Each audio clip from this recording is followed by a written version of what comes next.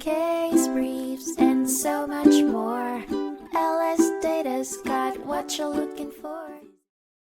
A corporate scandal unfolded as investors accused the pharmaceutical giant Ivax Corporation, along with its CEO and CFO, of fraudulent behavior and negligent misrepresentation. The allegations centered around the company's economic projections, accusing them of being intentionally deceitful and misleading. This case was precipitated by a restructuring announcement by Ivax Corporation, which outlined cost-saving measures such as workforce reductions and facility consolidations. Though it's common practice for corporations to take such measures, it was the company's announcement about estimated cost reductions, restructuring charges, facility purchases and closures, the elimination of employee positions, manufacturing costs, write-offs, expected losses, and future prospects for the generic drug industry that raised eyebrows. Investors claimed these statements were not only forward-looking, but were subject to considerable risks and uncertainties. Ivax Corporation and its executives defended themselves by invoking the safe harbor provision,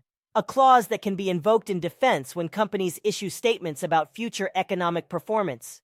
They argued that such statements were invariably accompanied by meaningful cautionary statements. The district court initially weighed in favor of Ivax Corporation. It concluded that the CEO's two forward-looking statements were accompanied by adequate cautionary language, falling within the protective umbrella of the safe harbor provision. As a result, the court dismissed the investors' suit, arguing that the complaint failed to meet the high standard of allegations required to demonstrate a fraudulent mindset on the part of Ivax's executives, the standard set by the Private Securities Litigation Reform Act, PSLRA. The investors appealed this ruling. Nevertheless, the Court of Appeals upheld the district court's decision. The court stated that a cautionary statement did not have to outline every single factor that could potentially impact future results materially. As long as it highlighted important factors, it fulfilled its role. Thus, the Court of Appeals found that Ivax Corporation had satisfactorily met its obligations under the statute and deserved to be excused from liability. In the end, the Court of Appeals concluded that amending the complaint as the investors wished would be futile. The initial complaint had already failed to blow Ivax out of the safe harbor,